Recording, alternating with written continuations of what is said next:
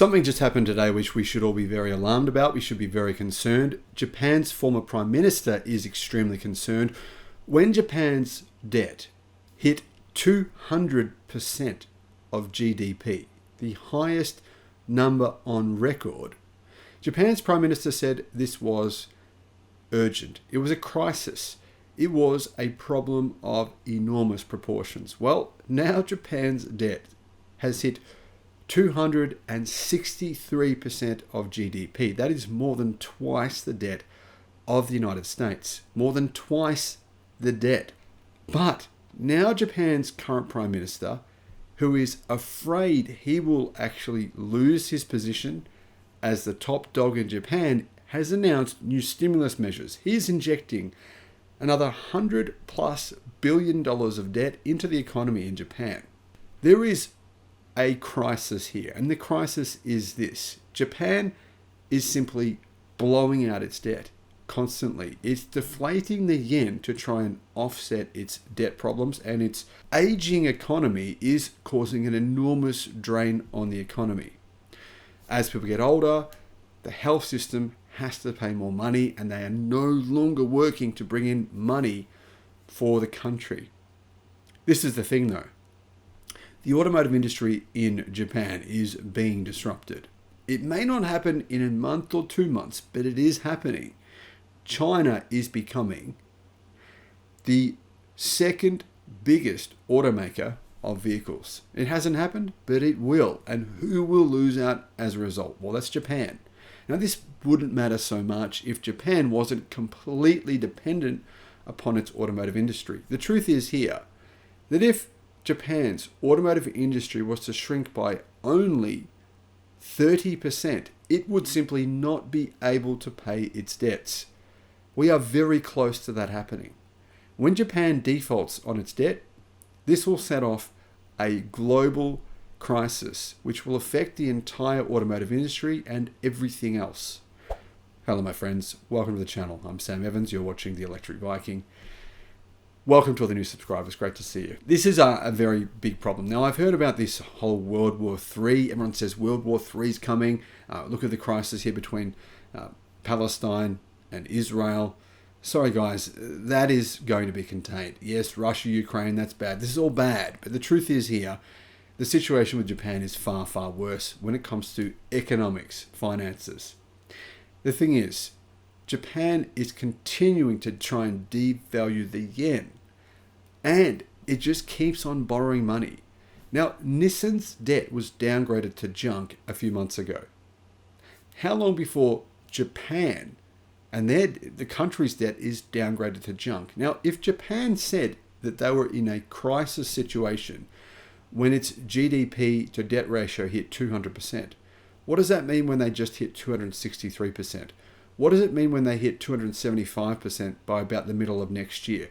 What about when the automotive industry contracts by only 10% and that figure then hits 330%? What about when the automotive industry shrinks in Japan by, say, 40%? That's not just possible. It's not a question of will it happen, and the question is when.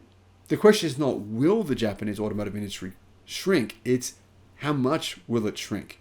And the question is not will Japan default on its debt? The question is, when will it default on its debt? And how exactly will that affect everyone else? Now, if you consider the United States debt to be a problem, a lot of people do. I mean, this is a big talking point in the US. Guys, I really think we're getting a little bit off track here. And the reason that I say that is because Japan's debt is so much worse than the United States debt. Now, the US, they are still the reserve currency of the world, basically.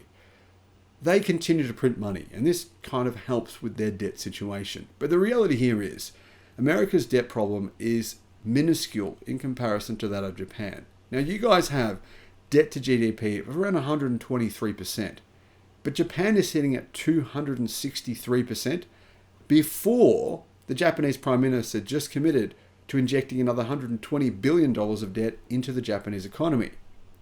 So, essentially, probably within 12 months, Japan's debt will be likely 3 times worse than America's. And that is incredibly bad because Japan's economy is contracting. It's had a couple of quarters, a couple of years here and there where it's grown by 1 or 2%, but because of its aging population and its declining birth rates, its economy is just continuing to shrink. And it's much more dependent upon its automotive industry than any other country.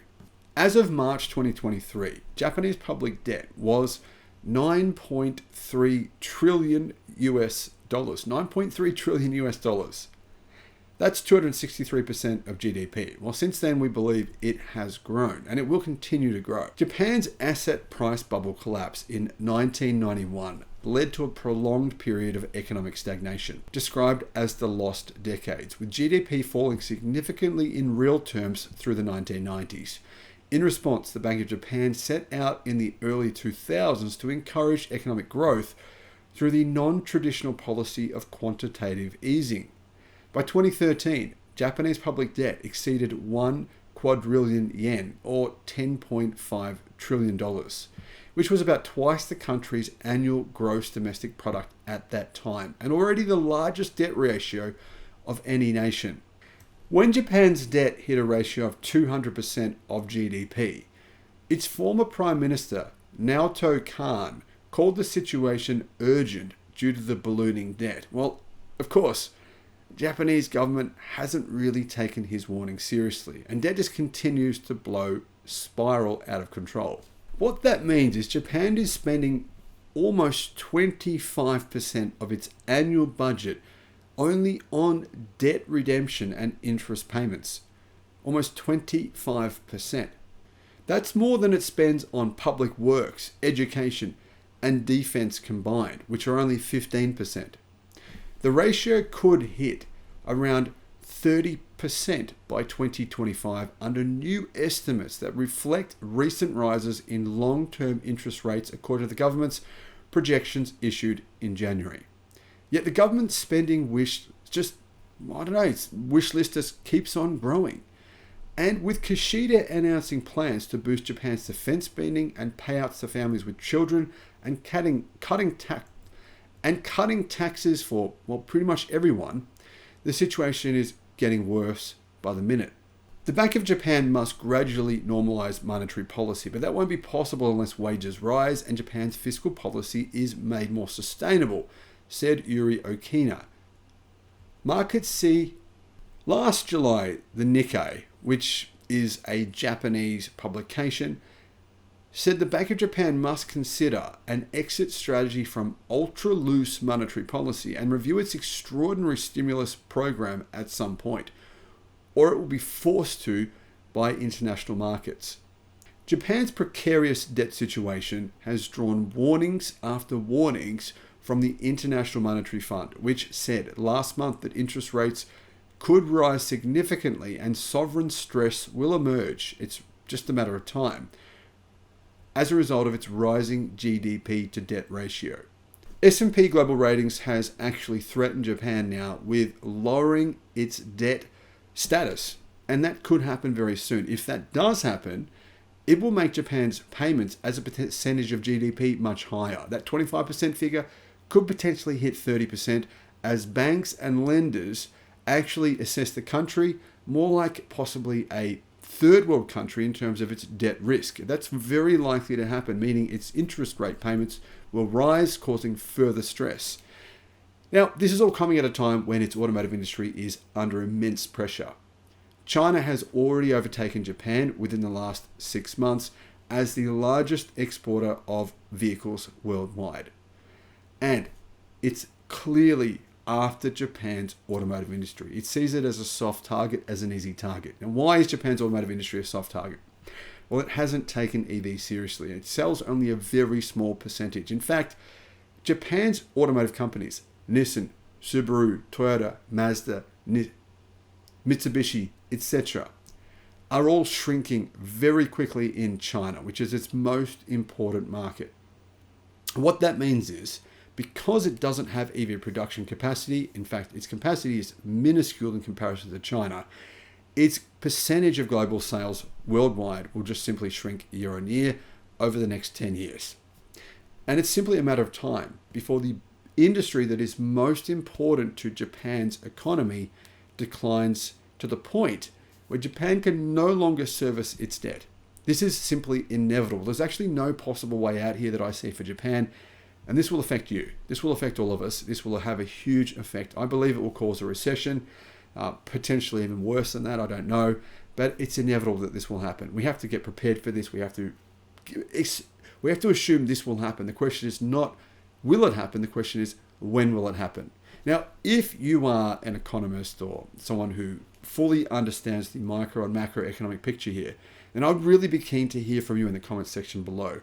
How do you see this playing out? I personally don't see there as being any remote possibility of Japan extricating itself from this situation. I don't know how there could be. I've thought about this on a number of times in many ways, and I really don't see how there won't be a huge global catastrophe here that will affect the entire money markets worldwide.